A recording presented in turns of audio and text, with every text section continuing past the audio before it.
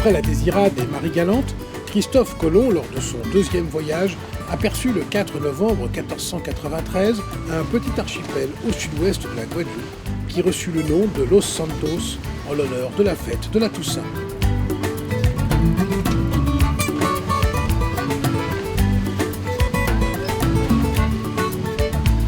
Dépourvues d'eau douce, ces îles désertes ne présentaient pas d'intérêt pour les Espagnols qui ne s'y arrêtèrent pas. En 1635, des équipages français débarquèrent à la Guadeloupe et à la Martinique pour établir des comptoirs coloniaux pour le compte de la Compagnie des îles d'Amérique, créée par Richelieu. Les Saintes représentaient alors une position stratégique de tout premier ordre qui leur valut le surnom de Gibraltar de la Guadeloupe. De nombreuses constructions militaires furent édifiées.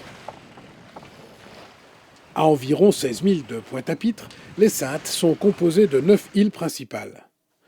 Seules Terre de Haut et Terre de Bas, les deux plus grandes, sont habitées.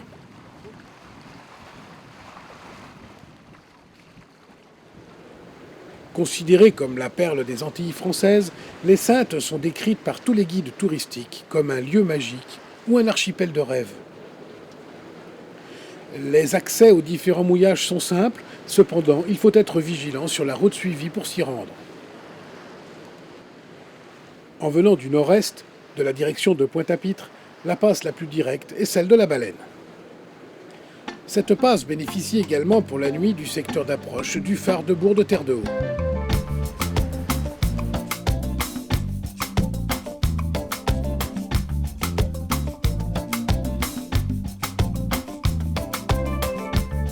L'Anse du Bourg, l'Anse Mire ou l'Anse du Fond Curé sont les trois mouillages principaux de Terre de Haut. En réalité, en période d'affluence, rien ne distingue ces trois mouillages. Il y a des bateaux un peu partout.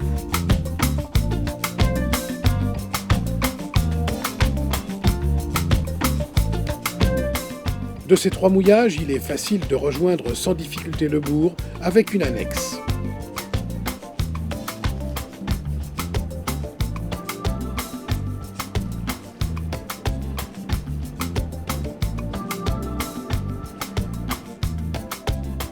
Une fois à terre, il faut impérativement prendre du temps pour se promener et admirer les paysages, jardins et architecture typiques des maisons.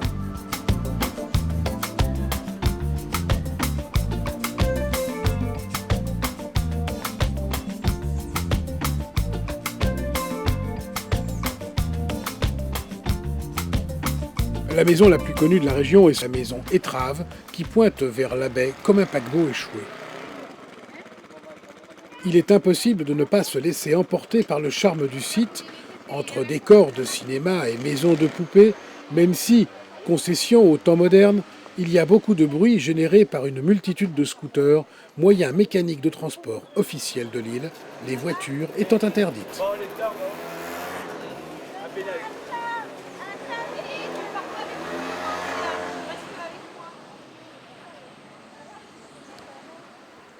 Il règne aux Saintes une ambiance très particulière. Les fins de journée sont des moments de calme privilégiés avant de gagner l'un des nombreux petits restaurants en bord de plage ou à l'intérieur de l'île.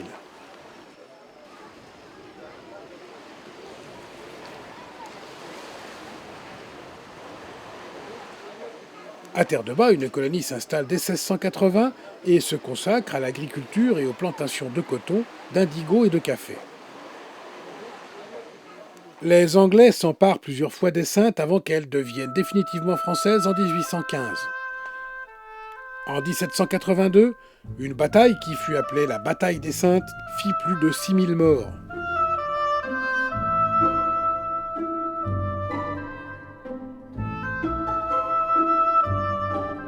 Il s'est développé sur l'île de Terre de Haut une population de continuité. Les registres paroissiaux font foi des noms de familles qui sont encore portés de nos jours. Population originale à cause de l'évolution particulière de l'île.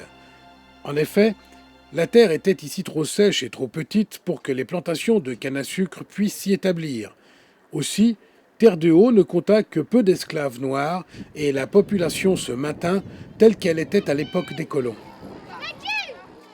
Cette histoire explique le physique assez particulier des Saintois de Terre-de-Haut. L'histoire veut qu'ils soient originaires de Bretagne et du pays poitevin.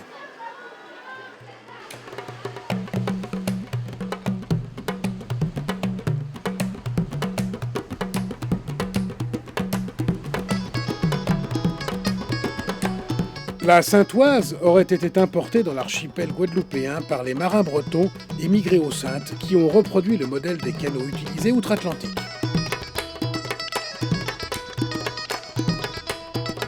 Si les saintoises à voile ne servent plus aujourd'hui qu'à participer à des régates acharnées, les pêcheurs, réputés pour être des marins exceptionnels, continuent avec leurs saintoises à moteur à courir la mer pour ramener leurs poissons. Ces embarcations sont l'objet de soins attentifs de leurs propriétaires. Elles ont toujours des peintures rutilantes et portent souvent des noms savoureux. Des belles pièces quand même. Oui, c'est des belles droites qui font 15 kg et 10 kg. Dorades coryphènes quoi. Ouais. Mais il n'y en avait pas beaucoup. D'habitude on prend ça par centaines. Hein. Ah oui? Ouais. Vous allez loin? Oui, à 80 000 ici, à l'est. 80 000 à l'est. Ouais. Je suis parti depuis à 3 h du matin. Vous allez vraiment large dans l'Atlantique. Ouais, parce que j'ai des trucs là, des CP. C'est des trucs flottants. C'est une bouée que je mets en mer et ça tue les dorades. Ah d'accord. On appelle ça DCP. La bouée, c'est des bouées comme ça, des boules, on met comme le bateau là. Ouais. On met au moins une dizaine comme ça. Et avec derrière, on met des branches de coco avec des bouts de filet, un tas de trucs quoi. Et ça attire les petits poissons et ensuite les gros. C'est sur ça on prend des espadons, des thons de 80-100 kg. On appelle des thons rouges. Ouais, l'autre jour j'étais tout seul, j'ai pris 9 thons qui faisaient au moins, pas des gros, de 40 kg. Nous maintenant on est obligé de servir avec des machins, des GPS. Parce que si on n'a pas de GPS, on ne va pas trouver les DCP. Parce qu'avant, mon père, il ne savait pas ça. Hein. C'était des points de repère et ils étaient beaucoup plus forts que nous encore. Ils se servaient avec les étoiles, le soleil, la lune. Même avec les sextants, quoi. C'était beaucoup plus difficile. Mais ils étaient plus forts. Maintenant, c'est facile la navigation. Hein. Ils allaient moins loin peut-être aussi. Ah, ils allaient loin aussi. Hein.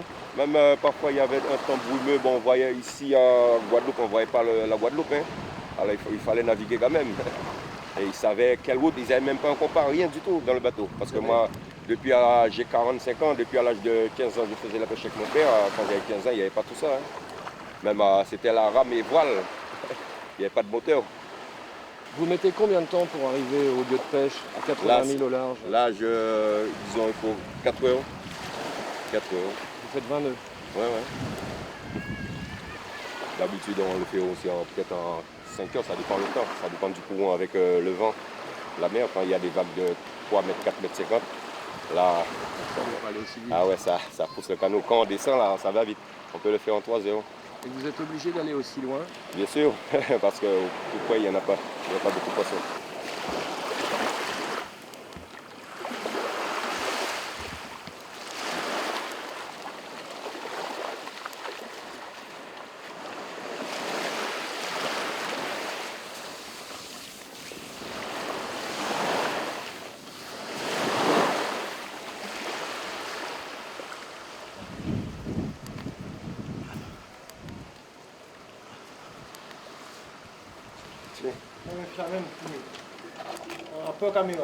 C'est ça?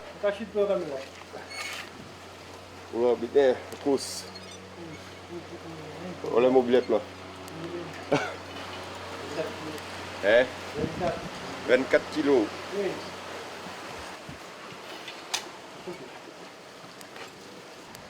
Ça c'est bon ça. Ça c'est bon. Ah ouais, c'est le meilleur. Ah. On dit c'est aphrodisiaque. Ah. Et c'est pour les femmes qui font pas les bébés aussi. C'est des yeux.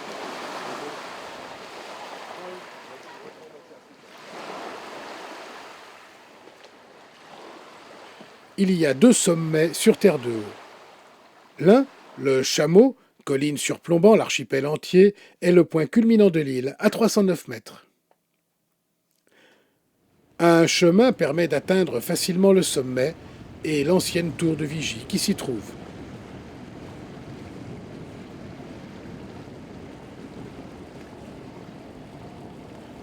L'autre, qui est coiffé par le fort Napoléon, demande 45 minutes de marche, bien en pente, pour rejoindre la forteresse militaire intacte, classée monument historique. Les travaux de construction ont commencé en 1844 et furent achevés en 1867. Ce fort ne servit jamais en temps de guerre, il abrita une garnison jusqu'en 1889. À l'extérieur, le jardin botanique, superbe, sera l'occasion d'une balade à travers les cactus du monde entier. Et en prime, le long des fortifications du fort, une apparition unique, une troupe d'iguanes qui ne semble nullement effarouchée par la présence des touristes.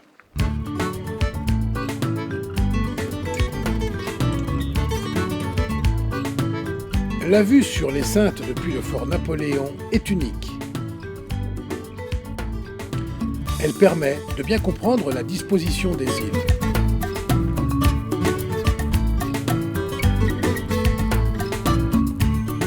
La partie nord-nord-est de l'île est battue par le vent et la mer.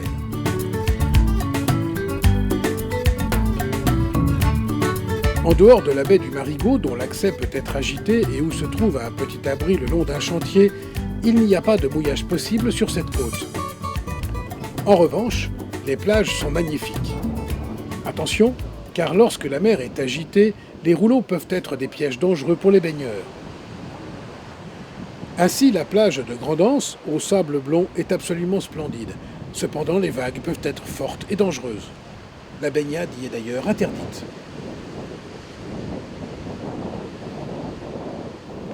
Juste derrière se trouve le seuil de la piste d'aviation, car Terre-de-Haut possède un petit aérodrome qui sert pour le transport par avion-taxi.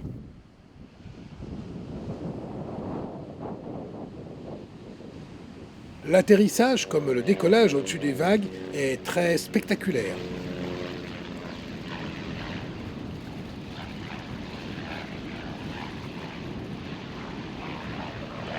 Juste en face de Terre-de-Haut se trouve l'îlet à Cabri, où il est possible de mouiller dans une anse de la côte sous le vent. Les cabris et les chats y vivent à l'état de nature. Le fort Joséphine y fut construit à des fins militaires au XVIIIe siècle.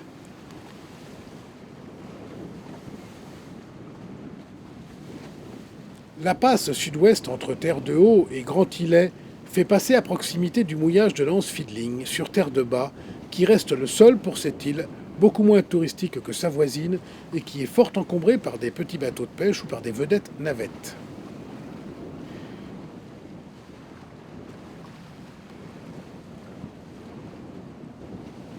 Il y a aux Petites Antilles des sites où nous avons l'impression de nous retrouver à l'intérieur d'une photo ou d'une carte postale. Voici un des musts des mouillages des Antilles, celui du pain de sucre si souvent photographié.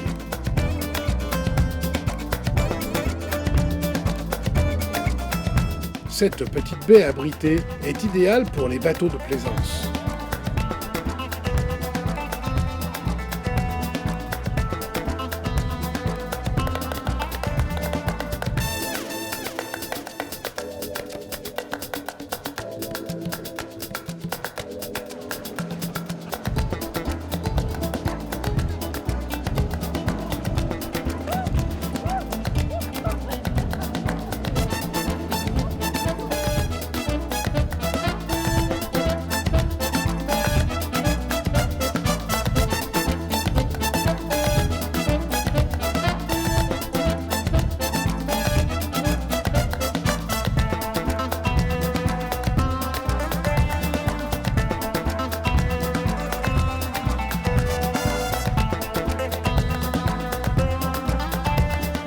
L'archipel des Saintes est une escale qui laisse aux voyageurs un souvenir rempli de paysages et de couleurs. C'est pour le plaisancier le point d'orgue d'une croisière dans l'archipel de la Guadeloupe.